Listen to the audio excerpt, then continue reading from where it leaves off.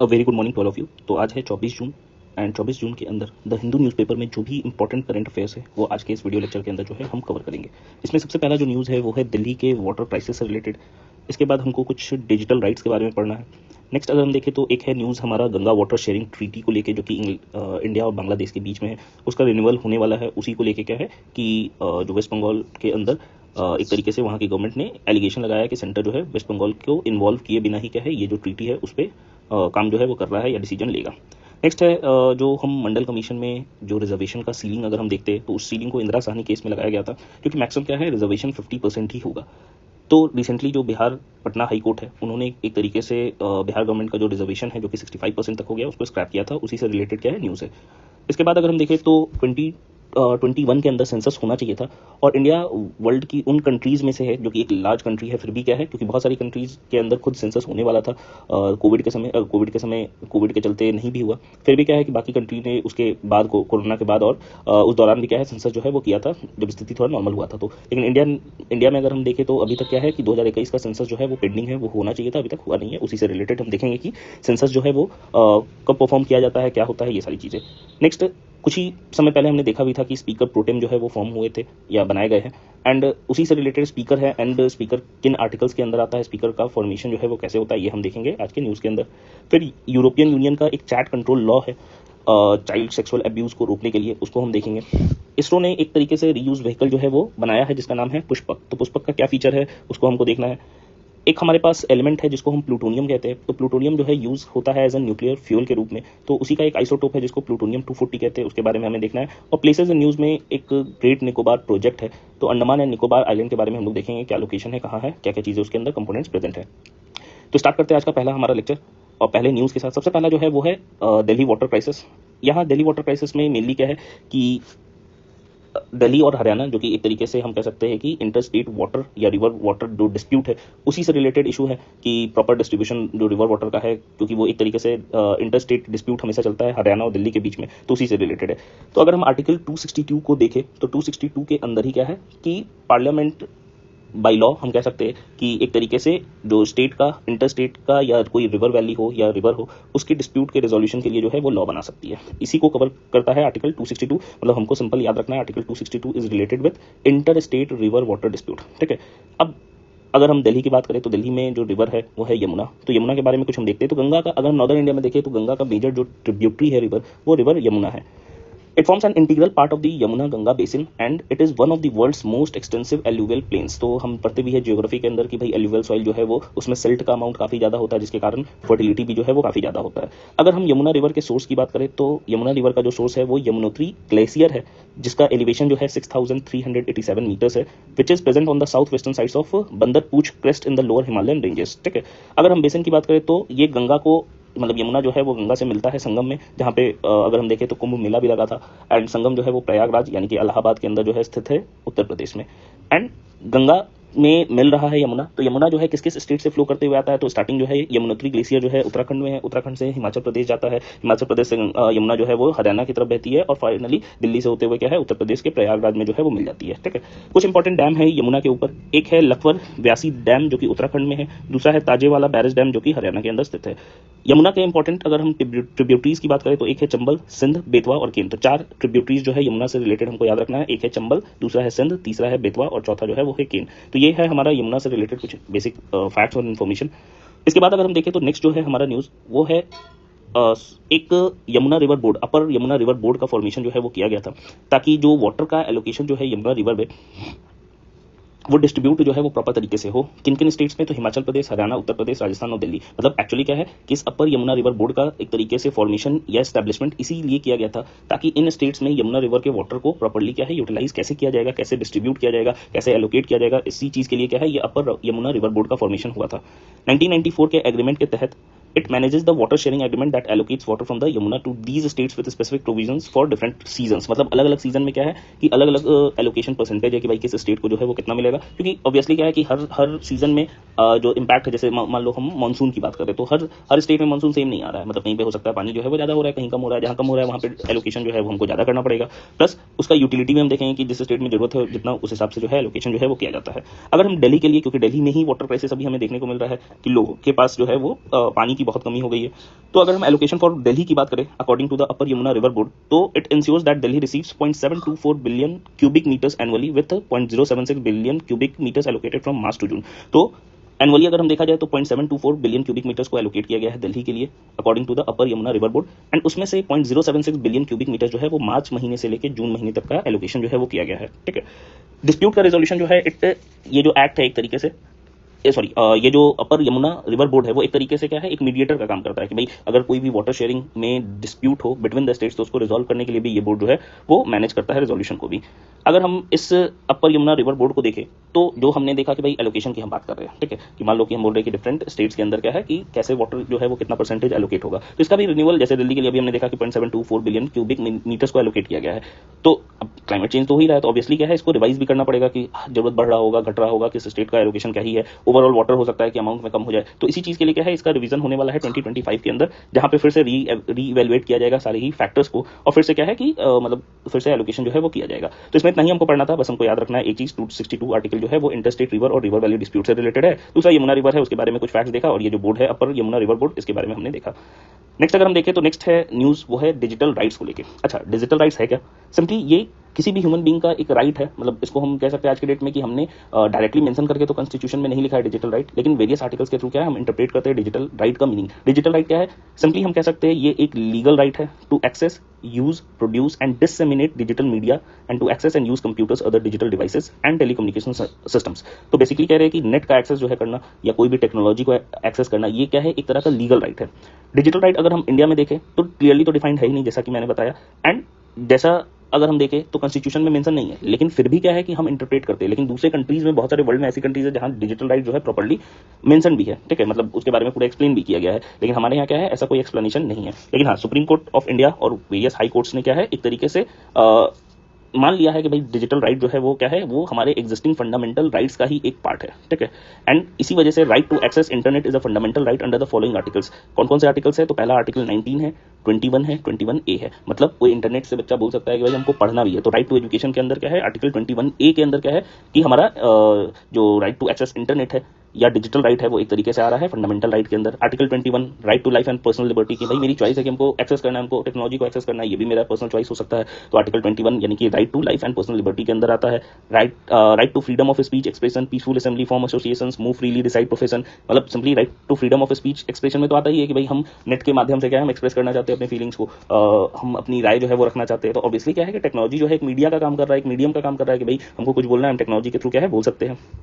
तो right to freedom of speech के अंदर यानी कि आर्टिकल 19 के अंदर क्या है हमारा, तो ये 3 आर्टिकल याद रखना है कि अगर हमसे देखा जाए तो क्या क्वेश्चन कैसे हो सकता है कि क्या डिजिटल राइट एक फंडामेंटल राइट है, तो हम कह सकते हैं कि हाँ, इसको इंटरप्रेट किया जा सकता है फंडामेंटल राइट के रूप में अंडर आर्टिकल 19, 21 एंड 21A। फिर दूसरा क्या है कि क्या ये मेंशन है कॉन्स्टिट्यूशन में, तो बिल्कुल कॉन्स्टिट्यूशन में मेंशन नहीं है। और हम देखते भी कि क्वेश्चन के अंदर क्या है कि ज्यादातर जो क्वेश्चन जिसमें लिखा रहता है, क्योंकि क्वेश्चन के हिसाब से अगर हम देखें तो मेंशन किया जाता है कि भाई कॉन्स्टिट्यूशन के हिसाब से, कॉन्स्टिट्यूशन एक्सप्लेन कर रहा है, डिफाइन कर रहा है, उसमें ये पॉइंट मेंशन है। तो कॉन्स्टिट्यूशन बेसिकली हमारा एक बहुत ही फ्लेक्सिबल डॉक्यूमेंट है, कोई चीज रिजिड नहीं है कि एकदम फिक्स कर दिया गया कि कॉन्स्टिट्यूशन ही डिफाइन करेगा वो चीज। वो दूसरे बॉडीज को एम्पावर करता है, जैसे पार्लियामेंट को एम्पावर करेगा कि वो भाई इस पे लॉ बनाए, वो इंटरप्रेट करे, सुप्रीम कोर्ट इंटरप्रेट करे। तो कॉन्स्टिट्यूशन के अंदर क्या है कि कोई चीज एब्रप्टली ऐसे मेंशन या डिफाइन नहीं है। तो ऐसे तरह के क्वेश्चन जो जनरली पूछे जाते हैं उनमें अकॉर्डिंग टू कॉन्स्टिट्यूशन वाला टाइप का क्वेश्चन क्या है हमारा मोस्टली गलत ही होता है। अब देखो यहाँ पे हमने एक तो देख लिया कि भाई फंडामेंटल राइट है राइट टू एक्सेस इंटरनेट, लेकिन रिसेंट इवेंट्स में हमने ये भी देखा है कि कई बार ऐसा इंसिडेंट होता है जहां पे इंटरनेट को शट डाउन कर दिया जाता है डिफरेंट रीजन्स में।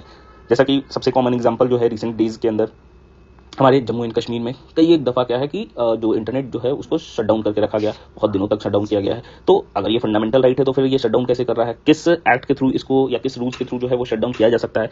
तो सेंट्रल गवर्नमेंट और स्टेट गवर्नमेंट दोनों ही के पास पावर होता है कि वो इंटरनेट को शट डाउन कर सकती है, ठीक है।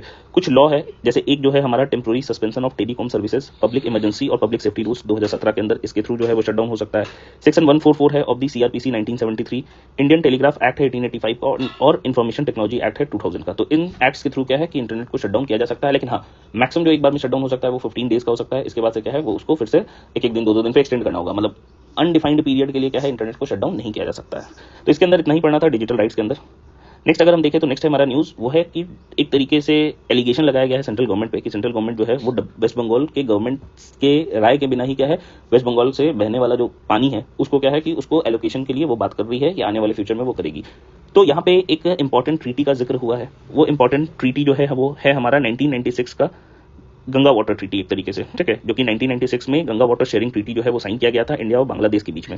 12 दिसंबर 1996 के अंदर दोनों ही गवर्नमेंट ने साइन किया था कि गंगा का वाटर जो है उसको कैसे शेयर किया जाएगा एट फरक्का, ठीक है, जो फरक्का डैम भी है हमारा ड्यूरिंग द ड्राई सीजन कब से हम बोल रहे हैं, जनवरी से लेकर मई तक के बीच के सीजन में कितना वाटर कैसे शेयर किया जाएगा वो उसमें कमिट किया गया था। दूसरा चीज हम कह सकते हैं कि इसकी वैलिडिटी जो है वो 30 साल रखी गई थी, मतलब 1996 से लेकर 2026 तक क्या है कि वैलिड रहेगा ये शेयरिंग जो है वो मतलब होगा।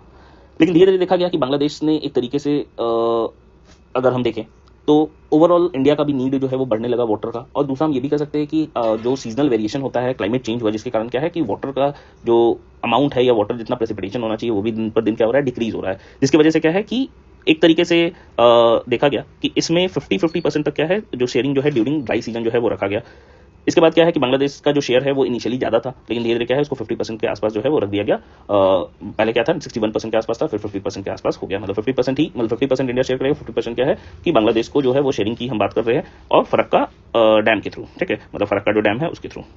अब देखो यहाँ पे मेजर अगर हम देखें तो बांग्लादेश का मेजर रिवर बेसिन अगर देखें तो एक जो है वो है हमारा कौन सा, जो तिस्ता के थ्रू ब्रह्मपुत्रा जो है वो रिवर जो है वो ड्रेन हो रहा है बांग्लादेश में, ठीक है, और दूसरा जो है वो हो गया हमारा गंगा जो है वो क्या हो रहा है ड्रेन हो रहा है। दोनों ही रिवर जो है वो जाके क्या होता है एक तरीके से मिलती है एंड फाइनली वो क्या है जो बे ऑफ बंगाल है उसमें ड्रेन हो जाता है। तो बेसिकली अगर हम देखें तो यही जो है रिवर सिस्टम हमको देखने को मिलेगा। तो बांग्लादेश के अंदर भी क्या है कि अगर हम एग्रीकल्चर प्रोडक्ट में देखें तो जूट की खेती जो है वो सबसे ज़्यादा होती है एंड जूट का बहुत अच्छा एक्सपोर्टर भी जो है वो बांग्लादेश है। तो इतना ही इसमें देखना था, इससे ज़्यादा नहीं देखना है। नेक्स्ट अगर देखो तो नेक्स्ट जो न्यूज़ है वो है हमारा लिमिट और एक्सेस को लेकर। अब एक केस है इंदिरा साहनी केस जो कि 1992 का, एंड इसी को famously known for the Mandal commission case, क्योंकि मंडल कमीशन जो है वो जो एक तरीके से 27% रिजर्वेशन की हम बात करते हैं अदर बैकवर्ड क्लासेस की, उसको जो है वो मंडल कमीशन ने ही जो है वो प्रपोज किया था। तो इंदिरा साहनी केस में एक 9 जजेस जो बेंच है उन्होंने वर्डिक्ट दिया था एंड इम्पोज किया था कि भाई टोटल रिजर्वेशन का 50% से ज़्यादा रिजर्वेशन जो है टोटल सीट्स का in educational services educational institution as well as जो गवर्नमेंट सर्विसेज है उसके अंदर क्या है 50% से ज़्यादा रिजर्वेशन नहीं होना चाहिए, मतलब 50% ही मैक्सिमम होना चाहिए एंड बाकी जो है परसेंटेज अगर हम देखें तो 50% में फिर जनरल कैटेगरी जो है वो आना चाहिए। लेकिन देखा गया कि बिहार के अंदर क्या है 65% तक रिजर्वेशन जो है वो दे दिया गया था, तो पटना हाईकोर्ट ने क्या है वो एक्स्ट्रा जो है परसेंटेज रिजर्वेशन का उसको स्ट्रक डाउन कर दिया। इसी में एक केस का जिक्र हुआ है तो थोड़ा हम देख लेते हैं। Indira Sahni and others versus union of India 1992 का केस है। Supreme court while upholding the 27% quota for backward classes struck down the government notification reserving 10% government jobs for economically backward classes among the higher caste। अब यहीं पे EWS का जो है जिक्र 1992 से ही स्टार्ट था, ठीक है, वहां पे जो उस समय भी सुप्रीम कोर्ट ने उसको स्ट्रक डाउन कर दिया था, जो कि उस समय की गवर्नमेंट ने बोला कि भाई हम जो है वो 10% एक्स्ट्रा जो है वो रिजर्वेशन देंगे इकोनॉमिकली वीकर सेक्शंस को, जनरल कास्ट के लोगों को, ठीक है। सुप्रीम कोर्ट ने उसी केस में क्या है कि जो प्रिंसिपल जो है उसको अपहेल्ड किया था, भाई बताया था कि मैक्सिमम जो सीलिंग जो लिमिट है वो 50% है और किसी भी सूरत में क्या है 50% से ऊपर नहीं जाना चाहिए। लेकिन हाँ इसका चैलेंजेस भी है क्योंकि बहुत सारे स्टेट जो है कंप्लाई नहीं भी करते हैं, ठीक है। जो कंसेप्ट है क्रीमी लेयर का उसी समय क्या है उसी केस में क्रीमी लेयर और नॉन क्रीमी लेयर जो है वो मतलब जिक्र हुआ था। क्रीमी लेयर मतलब अदर बैकवर्ड क्लासेस में भी क्या है कि जो क्रीमी लेयर है उसको रिजर्वेशन नहीं मिलेगा। दूसरा ये भी चीज़ है कि रिजर्वेशन सिर्फ क्या है कि इनिशियल अपॉइंटमेंट के लिए होगा, फिर फर्दर क्या है प्रमोशन में रिजर्वेशन जो है वो काम नहीं करेगा। मतलब पहली बार क्या है कोई रिजर्वेशन लिया जॉब में चला गया उसके बाद से उसका प्रमोशन जो है वो जनरल के ही हिसाब से होगा, उसमें उसको क्या है कोई भी रिजर्वेशन जो है वो नहीं मिलेगा। तो इतना ही इसके अंदर था, इतना ही हमको जानना है। एक केस याद रखना कि मंडल कमीशन केस जो है वो इंदिरा साहनी केस है जिसमें मैक्सिमम सीलिंग जो है 50% लगाया गया है। इसके बाद अगर हम देखें तो नेक्स्ट है कि इंडिया उन सेलेक्टेड फ्यू कंट्रीज के अंदर है जिसके अंदर अभी तक क्या है सेंसस जो है वो नहीं हुआ, जबकि 2021 में सेंसस जो है वो होना चाहिए था। अगर हम सेंसस की बात करें तो it is the total process of collecting, compiling, analysing and disseminating demographic, economic and social data pertaining at a specific time of all persons in a country और a well defined part of a country. यानी कि एक specific reason का जिक्र हो रहा या overall country में बोला गया कि एक कंट्री के अंदर जितने भी पर्सन्स इंक्लूडेड है। तो सेंसस के अंदर हम देखें तो सेंसस के अंदर सिंपल एक काउंटिंग होता है कि टोटल कितने जो लोग हैं वो इंडिया के अंदर जो है वो रहते हैं, इसी को हम लोग सेंसस कह रहे हैं। अब सेंसस ऑफ इंडिया एक्ट 1948 के हिसाब से जो एक तरीके से सेंसस है कि सेंसस कब होगा कितने इंटरवल पे होगा उसका कोई मेंशन नहीं है, ठीक है। उसकी ना तो कोई टाइमिंग मेंशन है ना तो कोई पीरियोडिसिटी मेंशन है कि कितने साल के बाद जो है वो सेंसस जो है वो होगा। एंड अगर हम देखें तो एक कन्वेंशनली बना लिया गया, ठीक है, कि हर 10 साल पे जो है वो सेंसस होगा, लेकिन ऐसा जरूरी नहीं है कि हर 10 साल के बाद सेंसस होगा। मतलब कॉन्स्टिट्यूशन के हिसाब से अगर देखा जाए तो इंडिया के अंदर कोई भी लीगल रिक्वायरमेंट नहीं है या कॉन्स्टिट्यूशनल रिक्वायरमेंट नहीं है कि हर 10 साल के अंदर जो है वो सेंसस हो ही। सेंसस फिर भी क्या है एक कन्वेंशनली बना लिया गया कि 10-10 साल पे जो है हम सेंसस जो है वो करेंगे। जो डिकेनियल सेंसस है, यानी कि हर 10 साल पे जो सेंसस किया जाता है, it is conducted by the office of the registrar general and census commissioner, ministry of home affairs के अंदर जो है वो आता है। तो इतना हमको याद रखना है, मिनिस्ट्री ऑफ होम अफेयर्स के अंदर जो है वो आता है। तो सेंसस में पॉइंट क्या है भाई, जनरल जो काउंटिंग है, जितने भी लोग जो है वो क्या है उस देश के अंदर, किसी भी देश के अंदर रहते हैं, एक पीरियड में हम काउंट कर रहे हैं। हमारे देश के अंदर सेंसस के लिए कोई भी पीरियड जो है वो डिफाइन नहीं है। कन्वेंशनली हम हर 10 साल पे परफॉर्म कर रहे होते हैं, लेकिन ऐसा कोई मेंशन या लीगली क्या है मैंडेटरी नहीं है कि 10 ही साल में होना चाहिए, ठीक है। इसके बाद अगर हम देखें तो नेक्स्ट है हमारा, हमने देखा भी था कि एक कि बनाए गए थे हमारे स्पीकर प्रोटेम, एंड यही हमने देखा। तो एक अगर हम देखें तो स्पीकर प्रोटेम या प्रोटेम स्पीकर जो है वो एक तरीके से क्या है, एक टेम्पोररी स्पीकर है, जब तक क्या है परमानेंट स्पीकर और डिप्यूटी स्पीकर जो है इलेक्ट नहीं होते हैं, ठीक है। क्योंकि नई गवर्नमेंट बनती है तो अभी क्या है कि कोई भी लोकसभा के अंदर स्पीकर जो है वो प्रेजेंट नहीं होगा। तो देखा जाता है कि लोकसभा के अंदर क्या है, ऐसा नहीं होगा कि स्पीकर जो है वो पोजीशन खाली होगा। तो एक टेम्पोररी बेस पे क्या है कि स्पीकर जो है वो बना दिया जाता है। यूजुअली क्या है कि ये जो टेम्पोररी स्पीकर होते हैं वो जो लोकसभा के अंदर सबसे सीनियर मोस्ट जो मेंबर ऑफ पार्लियामेंट है उन्हीं को जो है वो बना दिया जाता है। अगर हम स्पीकर को देखें तो स्पीकर से रिलेटेड आर्टिकल है article 94, and article 94 states that whenever the house of the people is dissolved the speaker shall not Venkat his office until immediately before the first meeting of the house of the people after the dissolution. यानी कि article 94 ये कहता है कि जब भी house of people जो है वो अगर डिसॉल्व होगा, यानी कि अगर लोकसभा जो है वो डिसॉल्व होगा, तो स्पीकर जो है लोकसभा के डिसोल्यूशन के साथ साथ क्या है कि अपना पोजीशन जो है वो क्या है वैकेट नहीं करेगा, ठीक है। एंड कब तक ऐसा होगा, जब तक क्या है पहला मीटिंग जो है वो नहीं होता है, और पहले मीटिंग तक क्या है कि एक टेम्पोररी स्पीकर जो है वो क्या है बना दिया जाता है, जिसको प्रोटेम स्पीकर हम कहते हैं। अगर स्पीकर प्रोटेम की बात करें तो it is the speaker appointed by the president under the article 95 clause 1 of the constitution to perform the duties of the speaker till the election of the speaker. यानी कि एक टेम्पोररी क्या है बनाया गया स्पीकर भाई, आर्टिकल 95 क्लॉज 1 के अंदर जो है प्रेसिडेंट साहब जो है वो हमारे एक तरीके से क्या है अपॉइंट जो है वो करते हैं, ठीक है। This term is not found in the constitution और रूल्स ऑफ लोकसभा। ना तो कॉन्स्टिट्यूशन में मेंशन है, ना तो हम कह सकते हैं जो स्पीकर प्रोटेम है वो क्या है मेंशन है हमारे जो रूल्स है लोकसभा के उसके अंदर। लेकिन एक कन्वेंशनल बेसिस पे क्या है कि इसको मेंशन किया गया है in the handbook on the working of ministry of parliamentary affairs के अंदर, जहां पे जो वर्किंग है वो कंटिन्यू रहे, इसलिए एक टेम्पोररी स्पीकर को बनाया जाता है जो कि प्रेसिडेंट जो है वो बनाते हैं। बस इसमें हमने कवर भी किया था 2-3 दिन पहले जो है वो आया भी था आर्टिकल स्पीकर प्रोटेम को लेकर, तो हमने देखा भी था, ठीक है। नेक्स्ट अगर देखो तो नेक्स्ट है यूरोपियन यूनियन ने एक चैट कंट्रोल लॉ या बिल जो है उसको प्रपोज किया है। अब चैट कंट्रोल लॉ जो है it is a part of the EU's move to fight against online child sexual abuse material और CSAM, ठीक है। जो चाइल्ड सेक्सुअल अब्यूज मटेरियल है तो इसको काउंटर करने के लिए जो यूरोपियन यूनियन है उन्होंने क्या है कि एक तरीके का लॉ जो है वो बनाया जिसको चैट कंट्रोल लॉ कहते हैं। ये है क्या, बेसिकली ये अलाउ करता है कंपनीज को कि वो प्राइवेट मैसेजेस को भी जो है वो क्या है जो कि end to end encrypted messages होते हैं उनको भी एक तरीके से फिल्टर करे, एक तरीके से एनालाइज करे, एक तरीके से हम कह सकते हैं कि चेक करे कि कौन सा मैसेजेस जो है वो क्या है कि वायलेटिव है कि नहीं है, ठीक है। तो बहुत इस पर डिबेट भी हो रहा है, बहुत सारी कंट्रीज ने इसके अगेंस्ट जो है वो वोट भी किया है कि भाई ये जो है वो पर्सनल जो हम कह सकते हैं कि राइट टू लाइफ है उसके अगेंस्ट है या राइट टू प्राइवेसी है उसके अगेंस्ट है। तो ये अभी भी बहुत हॉट टॉपिक हो गया है यूरोप के अंदर। फिर भी क्या है यूरोपियन यूनियन ने चाइल्ड सेक्सुअल अब्यूज को देखते हुए क्या है इस चीज़ को जो है वो लेके आया है। नेक्स्ट अगर हम देखें तो नेक्स्ट है इसरो ने अपने रीयूजेबल लॉन्च व्हीकल को टेस्ट किया था, एंड टेस्ट जो है वो सक्सेसफुल जो है वो हो गया है। अगर हम इस रीयूजेबल लॉन्च व्हीकल को देखें तो इसका नाम पुष्पक रखा गया है। तो पुष्पक जो है एक रीयूजेबल लॉन्च व्हीकल है जो कि इंडिया के द्वारा जो है वो डेवलप किया गया है, इंडिया के इसरो के द्वारा, which is aimed at reducing the cost of access to space through its ability to be used multiple times, thus increasing the efficiency and affordability of space missions। तो ये जो है पुष्पक वो एक तरीके से क्या है कि जो लॉन्च व्हीकल है हमारा वो मल्टीपल टाइम यूज हो सकता है। मतलब हम कह सकते हैं कि वो भेजा जाएगा फिर वापस आ जाएगा फिर भेजा जाएगा, जिस कारण से क्या है कि जो उसका कॉस्टिंग है वो क्या है मतलब स्पेस मिशन का जो कॉस्टिंग है उसको क्या है काफी मिनिमाइज किया जा सकता है। अगर हम पुष्पक रीयूजेबल लैंडिंग व्हीकल की बात करें तो पुष्पक RLV एक विंग्ड व्हीकल है which is equipped with aerodynamic surfaces that enable controlled flight during reentry into the earth's atmosphere. मतलब जब वो वापस आता है अर्थ के एटमॉस्फेयर में तो वो आसानी से एक प्लेन के रूप में क्या है कि फ्लाइट जो है वो मतलब लैंड कर सकता है नॉर्मली एक प्लेन के रूप में, ठीक है। The RLV is designed to autonomously land on a designated runway after completing its mission in space, thereby demonstrating India's capability in autonomous space vehicle landing। तो इसका फीचर ये है कि जब ये लौटता है स्पेस से तो ये ऑटोमेटिकली क्या है जो हमारे रनवेज है उस पर क्या है लैंड कर सकता है। तो एक तरीके से हम ये भी कह सकते हैं कि इंडिया इतना धीरे धीरे एडवांस हो रहा है अपने स्पेस प्रोग्राम्स में कि आज के डेट में इंडिया का फोकस क्या है, सिर्फ और सिर्फ स्पेस प्रोग्राम नहीं है, हम फोकस है हमारा कि अफोर्डेबल स्पेस प्रोग्राम्स कि वर्ल्ड में सबसे सस्ता जो है वो स्पेस प्रोग्राम जो है वो हम कर पाएंगे। क्यों? क्योंकि हमारे पास क्या है हम देखते भी है कि उतना ज़्यादा मतलब अगर हम इंडिया के सक्सेस की बात करें तो हमको मतलब हैट्स ऑफ करना चाहिए। क्यों? क्योंकि इतना कम बजट में, जो कि बाकी कंट्रीज में स्पेस प्रोग्राम में बहुत बजट होता है, तो एक बजट कॉन्स्टेंट में भी इंडिया के इसरो ने बहुत जबरदस्त जो है वो परफॉर्म किया है। तो उसी चीज़ को हम कह सकते हैं कि अगर इंडिया का जो फोकस है अफोर्डेबिलिटी को भी लेके रहता है हमेशा कि भाई हम जो है वो अफोर्डेबल भी रहेंगे, हम जो है वो सबसे चीप भी रहेंगे मतलब कॉस्टिंग वाइज। तो इसी चीज़ को बहुत हद तक क्या है कि इस व्हीकल के थ्रू जो है अचीव किया जा सकता है, क्योंकि ये बार बार क्या है हम इसको यूज़ भी बहुत बार जो है वो कर सकते हैं। It is equipped with sophisticated navigation, control and landing gear system that allow it autonomously navigate and land on a predefined runway। तो एक रनवे पहले ही से रहेगा फिक्स एंड उस पर क्या खुद से लैंड हो जाएगा, मतलब कोई पायलट की जरूरत इसको नहीं भी है, ठीक है। की फीचर्स में देखें तो जो रीयूजेबल लॉन्च व्हीकल है, एक लो लिफ्ट टू ड्रैग रेशियो जो है वैसा टाइप का प्लेन है, ठीक है। मतलब अगर हम देखें तो it requires an approach at high glide angle that necessitate landing at high velocities of 350 kilometre per hour. तो इसका जो low lift to drag ratio है, जिसके कारण क्या है कि ये बहुत हाई स्पीड में भी क्या है लैंड जो है वो कर सकता है। ये जो डिजाइन है, it allows to transport payloads to low earth orbits and return to earth for future use. तो जो लोअर अर्थ ऑर्बिट है उस पर क्या है कि ये मूव करने जाता है और वापस तुरंत, मतलब जो लोअर ऑर्बिट्स है उस पर क्या है मल्टीपल टाइम क्या है ये जो है एक तरीके से फ्लाइंग जो है वो कर सकता है कि जाएगा कोई कुछ स्पेस में गया लेकिन लोअर ऑर्बिट में और फिर वापस क्या है मूव करके आ सकता है, जिसके कारण क्या है इसको मल्टीपल टाइम हम जो है वो यूज भी कर सकते हैं। इसके बाद अगर हम देखें तो हमने देखा भी कि न्यूक्लियर स्टडी के अंदर क्या है प्लूटोनियम का जिक्र है। प्लूटोनियम 240 क्या है, एक आइसोटोप है and this isotope is formed by the plutonium 239 and ये जो प्लूटोनियम 239 है it captures a neutron and converts into a plutonium 240। तो 239 जो हो गया वो एक तरीके का प्लूटोनियम एटम है हमारा, जो कि एक न्यूट्रॉन को एब्जॉर्ब करने के कारण क्या होता है 240 में कन्वर्ट होता है।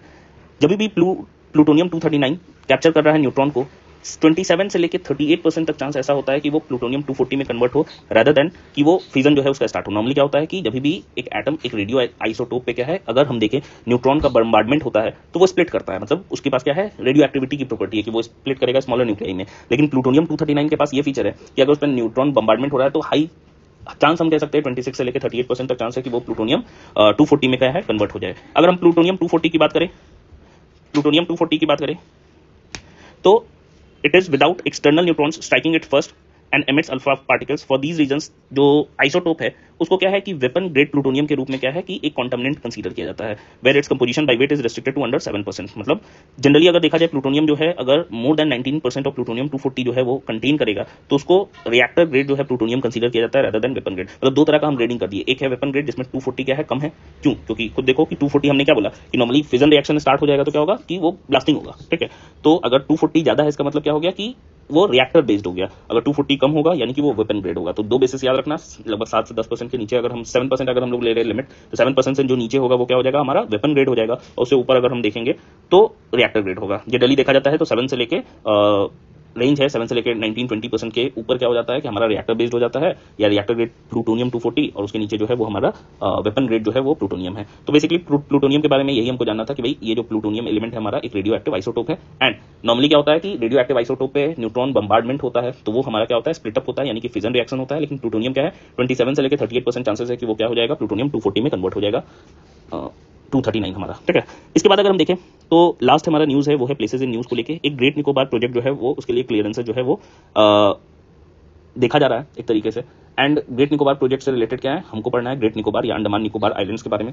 तो ग्रेट निकोबार क्या है, it is the southern most and largest of the Nicobar island, और यहीं पे क्या है एक पॉइंट होता है जिसको हम लोग इंदिरा पॉइंट भी कहते हैं जो कि इंडिया का साउदर्न मोस्ट पॉइंट जो है वो प्रेजेंट है, ठीक है।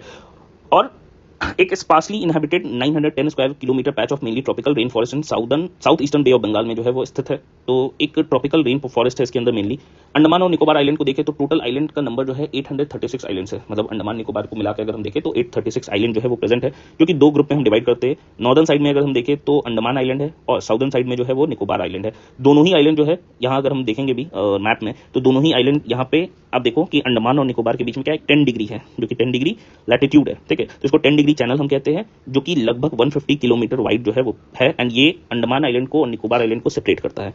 ग्रेट निकोबार जो है इसके अंदर 2 नेशनल पार्क है, एक बायोस्फीयर रिजर्व है, एक स्मॉल पॉपुलेशन है जिसमें वेरियस ट्राइबल पीपल जो है वो रहते हैं, जैसे सोम्पेन हो गया, ओंगे हो गया, अंडमानीज हो गया, निकोबारीज हो गया। These are the tribal people which live in the great Nicobar island and कुछ नॉन ट्राइबल सेटलर्स जो है जो कि बाहर से लोग गए हैं वहाँ रहते भी हैं, ठीक है। तो ग्रेट निकोबार काफ़ी हम कह सकते हैं कि जैसे पूरा का पूरा अंडमान निकोबार हमको बायोडाइवर्सिटी हॉटस्पॉट के अंदर आता है, तो यहाँ पे बायोडाइवर्सिटी भी काफ़ी ज़्यादा है।